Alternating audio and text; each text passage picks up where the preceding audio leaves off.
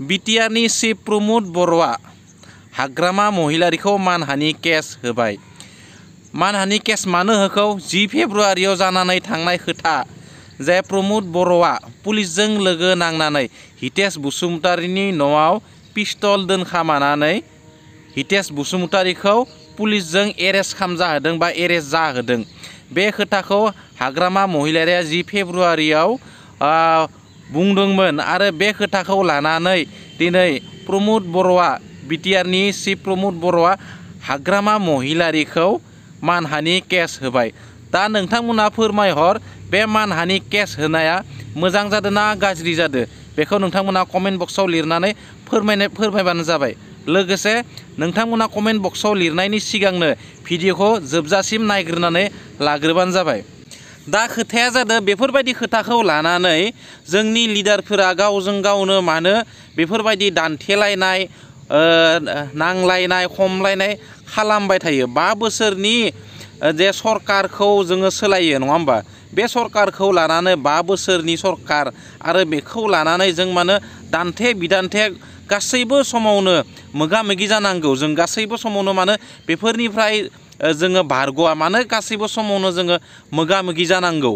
दा गासैबोथ' जों बर'आनो गासैबो मोनसे लामाजोंनो फैदों गावनि थांखिखौ लानानै बर' हारिखौ अनसायनो बर' हारिखौ गेरेमसा दानो बड'लेण्ड मोननो बेफोरबायदि खोथाखौ लानानैनो गोदोनिफ्रायनो जोङो जोंनि NDBLT दुलाराय बर' फरायसा आफाद गासैबो नांबोगासिनो दङ। नाथाय दिनै फैयै फैयै जोङो बेफोरबायदि थासारियाव जों मानो गोजावनो गोनां जाखो?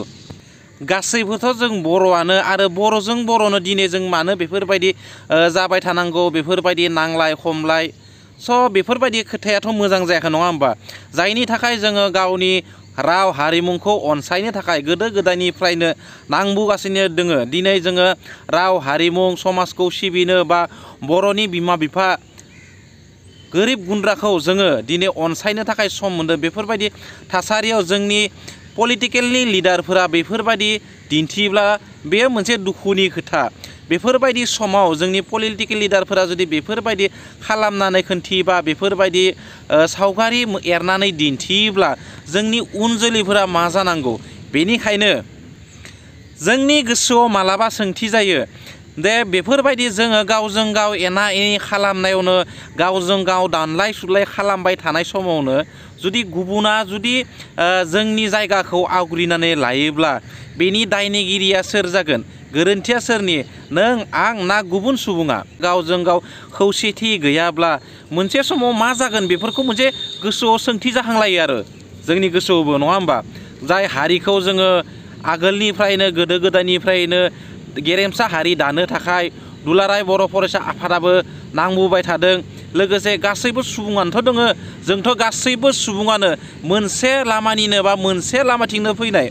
जोंनो गारि फैदो आवाज मोनदों बेनिखायनो जोंनो राव थुनलाइ हारिमु गासैखौबो जोंनो मोजाङै लाखिनांगौ।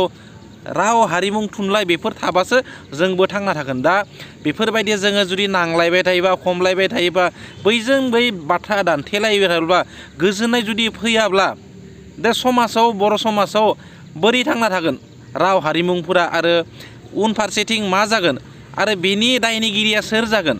बेफोरबायदि सोंनाय गोबां सोंनायाव जोंनियाव जाखांना फैयो। मानो पलिटिकेलनि लिडार जानानै नोंथांमोना जुदि बेफोरबायदि थासारिखौ लाबोयोब्ला बेनिखायनो 5 बोसोरनि जाय पलिटिकेल राजखान्थि हान्जा 5 बोसोरल'सो बे राजखान्थि हान्जाखौ लानानै 5 बोसोरनि थाखाय नोंथांमोना दावराव दावसि जुदि खालामबाय थायोब्ला मानोना 5 बोसोरल' राजखान्थिया बेनिफ्राय नोङो नर्मेल जाफिनगोन।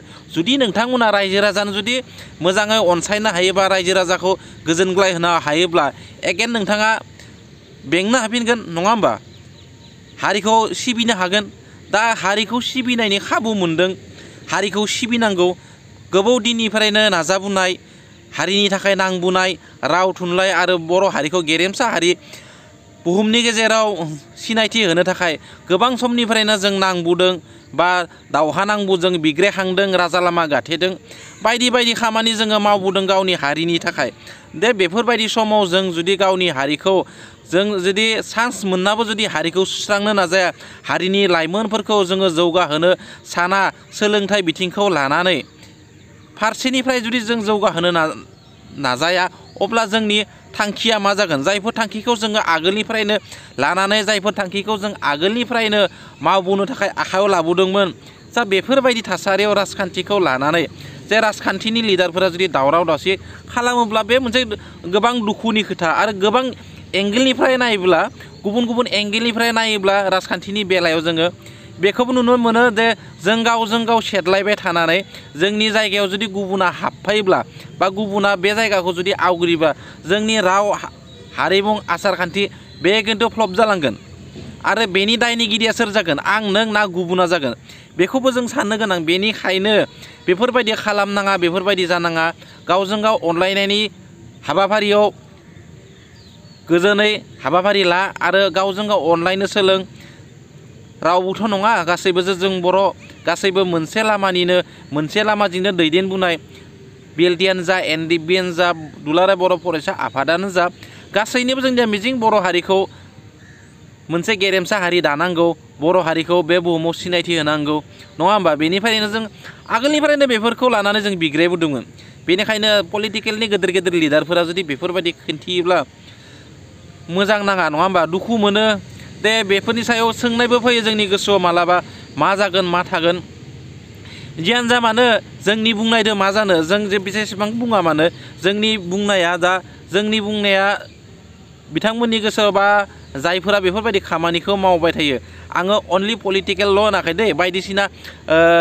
हाबाफारियाव लोब्बा थानाय सुबुंफोराबो बेफोरबायदि खामानिखौ मावो जे गावजों गावनो बुदलायनाय दानलायनाय होसोलायनाय बेफोरबायदिखौ गारनांसिगौ जोंनि बर' समाजाव मानोना बर' समाजा दिनै दावगाफुनो हमदों आरो बे दावगाफुनायाव जुदि जोङो गावनि दावगाफुनाय लामाखौ जुदि जों मोजाङै सैना लायाबा मोजाङै उदां खालामना लायाबा जोङो सानसे समाव मोनसे जायगायाव थाहैनांगोन स्टप जागोन आरो बेनिफ्राय जोङो दावगालांनो हानाय नङा बेनिखायनो सम मोननायावनो सम थानायावनो गासैबो ज' जानानै पलिटिकेलानो जा राजखान्थि हानजायानो जा बेलेग मोनसे हानजायानो जा बर'नि गुथुमानो माबा मोनसे गुथुमानो जा गासैबो लोगो नांनानै जों गासैबो खामानिखौ मोजाङै मावनांगौ दाना चान्स मोननायावनो खामानिफोरखौ मोजां मावनांगौ नाथाय जों जुदि बेनि गेजेराव दानलाय सुनलाय होसोलायनाय बैजों बि बखिलायनाय बेफोरबायदि खालामबाय थाबाथ' जोंनिया जानाय नङा नंना नङा बेनिखायनो उना भिडिअखौ शेयार खालाम जेसेबां हागो आरो जेसेबां राजखान्थियारि हानजा दङ जोंनि ओनसोलाव जे जोङो गासैखौबो जोंनि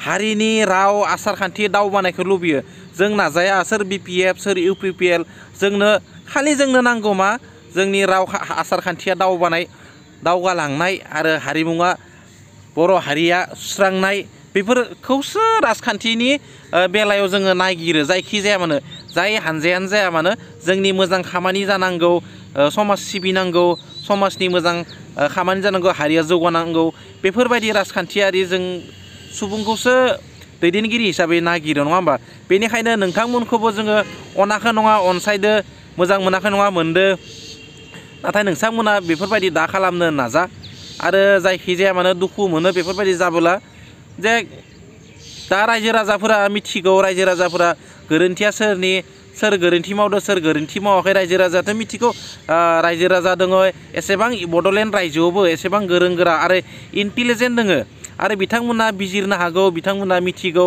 सोरनि गोरोन्थि सोरनि मा बेनिखायनो नोंथांमोना कमेन्ट खालामनानै फोरमायहर गोरोन्थिया सोरनि जायखिजाया मानो भिडिअखौ बारा गोलाव खालामला नोंथांमोना भिडिअखौ नायजुमनायनि थाखाय रोजा रोजा साबायखर थाबाय थेंक्स फर वाचिं गोजोन्थों जय बर' हारिनि